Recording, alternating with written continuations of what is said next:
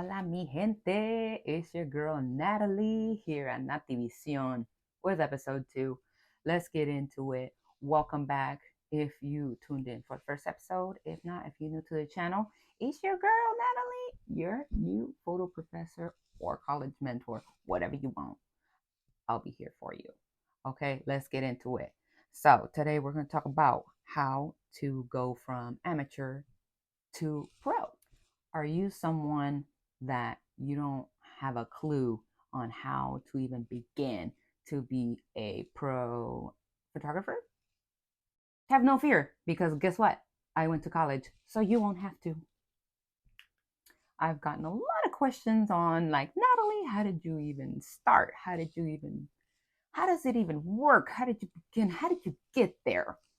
Well, friends, I'm always going to be a proud advocate of college, because college is not a shortcut, but it's always somewhere where you can be fearless in every aspect that you're going to go through your photo career. Now, the first thing you need to do is to have a very, very, very clear mindset in where you actually want to go. Let's just say you want to do sports, because we're in sports photo, right? You have to fully commit mind, body, and soul to the photo world financially, because it's going to be expensive. Let's be real. Okay. All those lenses, they're not cheap, they're over thousands of dollars. That's why you got to have the mindset of, this is what I want to do, this is what I want to be. You have to be fully committed, mind, financially, and everything. What does that mean? You have to be competitive, because this is a very, very hard job, especially sports photo. We're going to talk about sports photo for the sake of the video. Sports photo is very, very, very competitive, and every other person wants to be, especially if you want to go to an elite level, they want to be to the highest level. So you gotta want to compete, and you gotta want to be better. So the reason why I say mindset is that you're gonna go through a lot of obstacles and a lot of highs and lows, especially if you go to college. You're gonna go through a lot of, almost like, you wouldn't even think of, emotional and mental stress. So what that means is that people are going always going to be critiquing your photos. So don't take it personal. Okay, that's actually easier said than done. So it takes time to create thicker skin, but you need thick skin. Okay, baby. She's a girl. She went through it. Okay, so you won't have to. Um, so it's always going to be more mental than you think it is. Right. So now that you're aware that the mindset has to be right, this is it. You're going in. It's going to be expensive. Now you're going to go for my personal favorite, the niche. Yes, I know it's cringing. I was like, but Natalie, I don't know. Mess around with all the sports, okay? You want to try to narrow into at least one, so you can do one thing at a time, one sport, building a portfolio. Okay, a portfolio is a body of work that shows all of your work.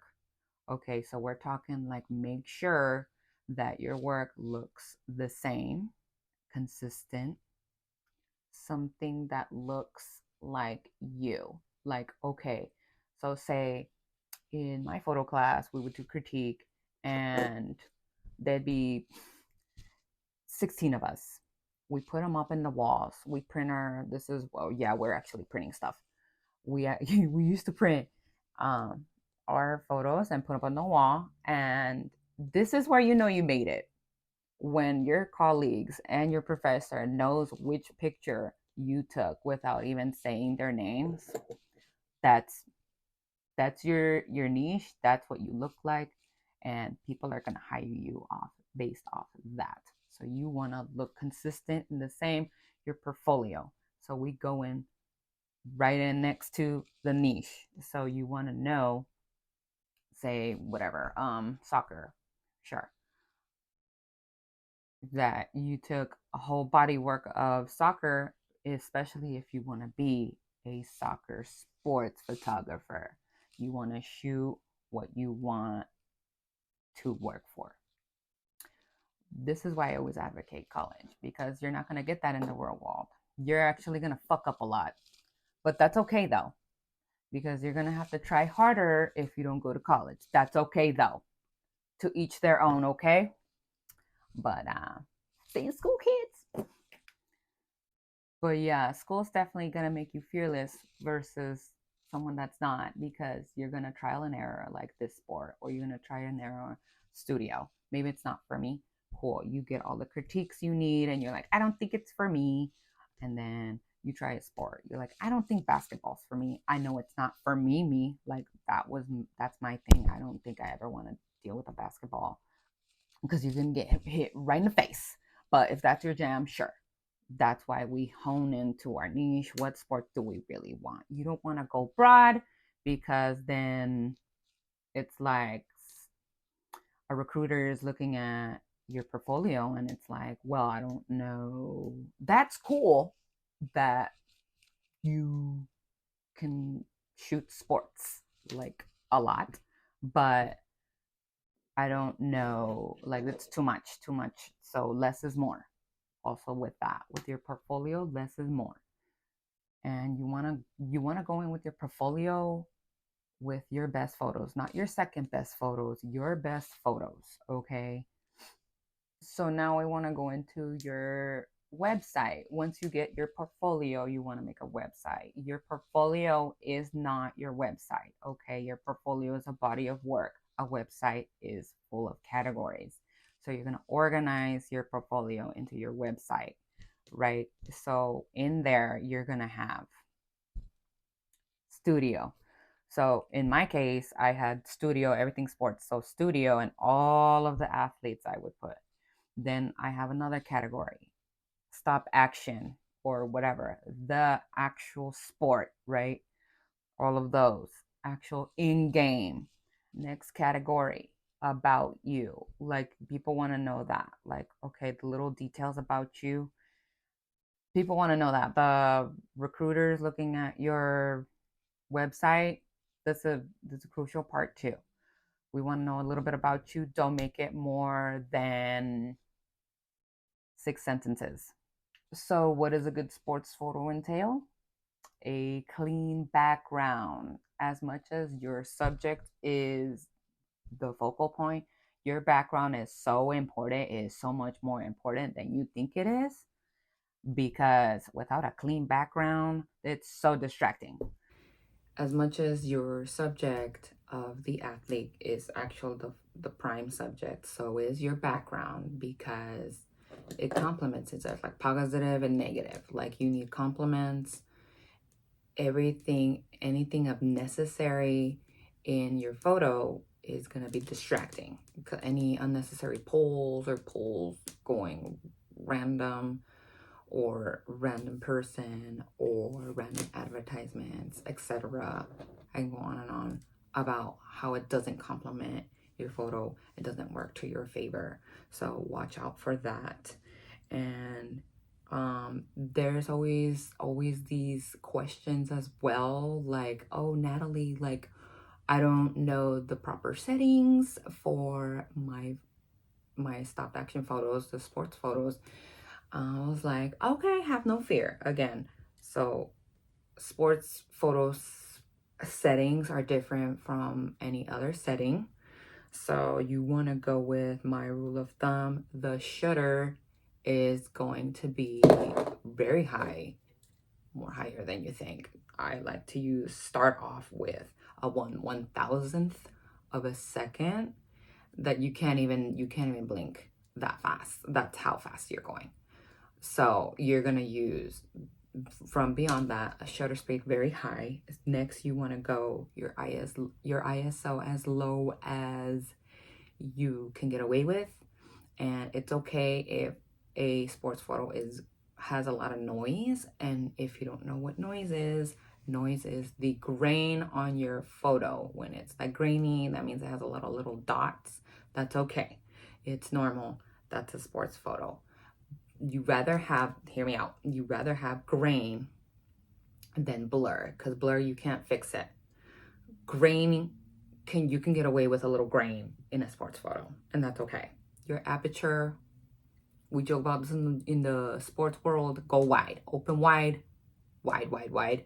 So what wide means is that the absolute like last dial is a 2.8 f-stop. So those are my settings. So how do you frame your athletes?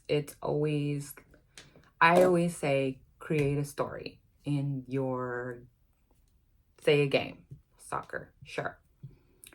Always make it a story. Make the whole game a story. Even if you lose, win or lose, you're a storyteller, okay? Believe it or not. Oh, in case you didn't know, you're a storyteller. Yay. So you're a storyteller. Tell me the story, like what happened. Don't just shoot the running, the jump shot, the goal, give me some emotion. Give me some of the fans' reaction to the goal. Give me some of that. I love that. I want to say, fun fact, my favorite shots are actually when the athletes like cry, when the fans are so emotional. I love that. That is the prime. I think that's even better than what actually happened in the game. Like the actual winning shot. Ooh, that for me, like, I love that. You gotta give me more. How was the atmosphere? How was the weather? You gotta give the story. Okay, that's what we want to see. Part of your portfolio. Do you know how to capture so much more than just the game? Like, what is the game for you? That is the game. It's everything. That is art, right? It is nothing, but it's everything. Next, you want to look out for your horizon line. So what a horizon line is, make sure it's like perfectly straight as you can. So not like this. You don't want photos like this because it like you want to make it straight. Like say, oh, he's sliding. You want to make sure the photo is straight, not to the side. That is a horizon line. Watch out for those. What I say is like, for when I'm shooting sports photo, I picture my camera as a gun. So as much as your camera has enough ammo as a gun, like, don't just do it on burst and go, I'll get a good picture, yeah. No, you want to specifically click that burst when something's gonna happen. Like, you have to know, be an intelligent shooter, and don't just shoot just to shoot. Don't put it on burst and you're good. Nah, you gotta hone in what's about to happen. It's almost like you have to anticipate what's gonna happen. Almost like, I think he's gonna shoot here. Boom, let's go. So you gotta gun shooting. Like, pretend like just like a gun, you have ammo. So don't just like shoot it all at once, because you do run out of memory space. You do run out of etc. of battery. Okay, just make sure you're smart with your shooting. So practice gun shooting, okay?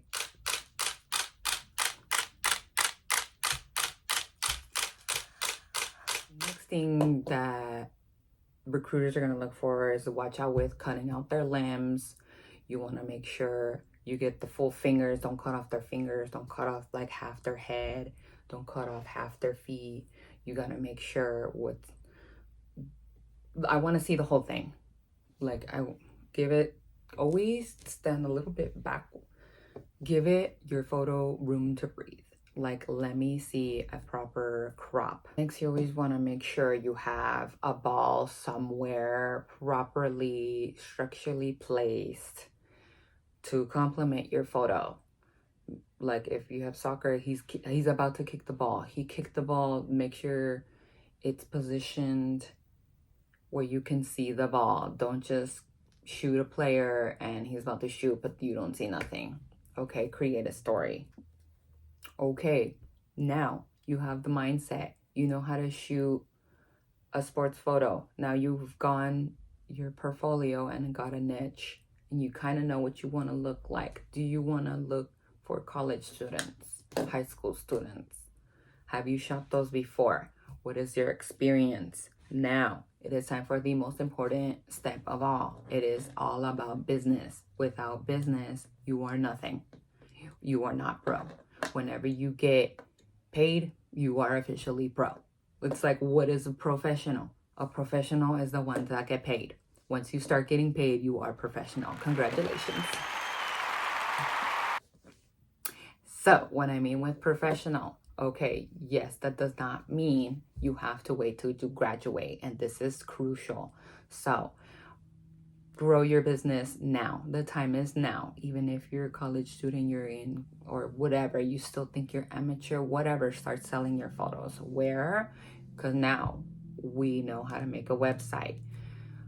Let's do, you can do Squarespace, WordPress, any of those free. Start from free and work your way up. It's only a couple dollars a year, but it's going to be worth it because you want a cohesive website in order to build your business, right? So how do you build your business? So you're going to go off with, say, you're going to start off small, okay? Because you don't want to go big or go home. Okay, you start off small. So say you're taking pictures of high school soccer. Sure. So what is your money makers? What are you trying to do? You're trying to sell to the parents. High school soccer, let's say, example, right? Great. So now you start building a list of like, what are you gonna sell to these parents of these soccer players? Do you want stop action photos? Do you want photos in the studio? Now you're gonna start making your lists. Your pricing of like what you want to sell to them. I'm gonna make a whole video of pricing, but there is, for the sake of this video, we're going to summarize it. So there is a whole copious amount of ways you can start pricing it. You can price it per photo. You can price it the size of the photo. You can sell things like posters, calendars, etc., shirts. You just know what you want to sell and have them choose whatever. And that's how you build a business. So now you have, okay, this income. Now you're ready for the next step. You've conquered, the little leagues, right? We conquered high school, we conquered college. So you're moving on to more steps because you got to go baby steps, baby. Okay, now this. Now we're growing, right? You're better, you shoot better. You want to go to the more elite levels because now at this point you have your whole body of work, you have your portfolio, you have your website.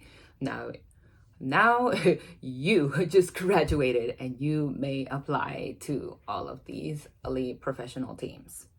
Okay, so it's also not a glamorous job and it's not a glamorous application. Woo. So now what do? I hope all of your pictures are what I said. You have to stand out. How do you stand out? You have to take a picture that is not like the rest. Remember, you're in competition mode. Always and forever. You have to have your own little niche on like why people are gonna hire you. Like because they have this, and that, and I'm looking for this, and that. And this is the exact team that I want this photographer to be in. Can the photographer tell stories? Can they work under pressure? That is crucial in sports photo because you got balls in your face. So you can't flinch. You literally can't flinch. You literally can't flinch when the ball's coming to you because those are probably the best photos you're probably gonna get. As you create your brand, people are gonna notice you more and more. Obviously, the more you do it, people are gonna know you, recommend you, blah, blah, and that creates your business and you gotta market yourself. You have to market yourself. Have to market yourself, okay? Market yourself through social media. I know, but are you sure it's professional? I am sure. Okay, you have to put yourself out there now. Okay, the time is now. I don't care if you're in college because that's where you start. you have to start now. The sooner you start, the better. Just keep going, babe. Just keep going. Just keep going. Just keep shooting. You do it. So the way you create traffic is, I love Instagram. And you can put a bunch of little reels like behind the scenes and to create traffic and lead them to your website, link in bio, etc., etc. You create traffic through your Facebook and then link them to your website, and then boom, stuff like that. Start like that. You have to put yourself out there. Remember this, you have to be uncomfortable to be comfortable. I will say that again. You have to be uncomfortable to be comfortable, because success is not easy and you gotta be uncomfortable. So when you're uncomfortable, you're going the right direction. Just remember that. So putting yourself out there involves a lot of things, and this is where all the elite photographers have their own journey. Not all the journeys are the same, especially in this field and any art field. You have your own journey and you grow. So that's where networking comes in, and getting a mentor, meeting someone better than you. And you need those people so you can push yourself. It's like, yeah, that's why you have to have a mindset, a competitor mindset, and you want to progress. You want to grow as a photographer, and you know this is it. So if this is it, you got to suck it up and get thick skin. Follow a mentor. They'll bring you. Don't worry, it's going to happen. And it's not going to happen overnight. Just remember that. So you have to know how to baby step yourself into this process, because everybody's journey is different. Again, you're not going to go to the Raiders overnight. So again, we go back to networking. The way you get your foot on the door is networking. Soon enough, someone's going to email you, DM you, whatever. It's like, hey, Nat, I love your work. When can we meet up? Blah, blah, blah. You never know when it's going to happen. So always, always, always advocate yourself. Put yourself out there. That is probably the top 3. So something that I don't ever hear is working for a publication versus a federation. So a publication is working for a newspaper or an actual company. So we're gonna name examples. So we're gonna name the New York Times. That's a publication. Or ESPN, publication. Federation is working for the actual team, and they have different, and they vary from different prices. So you want to work for a longevity, you want to work for the federation, OV, right? But depending who you are, whatever, it's cool. You're gonna get your foot on the door is a publication. So your city's newspaper, etc., that's a publication. And the publication, you get paid per photo. And am I going to be transparent? Yeah, let's do it. Fuck it. So let's say the New York Times is going to pay you $150 per photo. Versus the publication is obviously, the federation is a salary. So they can range. It depends what kind of photographer you are. It can range from little money as $50,000 a year to, if you're the actual director, you can make $100,000. It just depends. So it depends on your goals and your dreams. But that is something, a little fun fact. All in all, it is okay to be an amateur, and you have to start somewhere, and you can still sell your photos, and that's okay. And matter of fact, I encourage you to sell all your amateur photos as much as you can. Yeah, some photos might be like not good, but like say a parent, like they would love that photo. So it doesn't matter. Don't be scared. Even if you don't think you're good enough, you're always gonna think there's always gonna be doubts. Even I still doubt myself. I'm like, I don't know, is this photo good enough? Or There's always going to be that. Even the pros do. But we're just more confident in what we do. So you just gotta believe in yourself. Good things would happen, okay, guys? Good luck. Hope this video helps. Click like and click share. See you next time.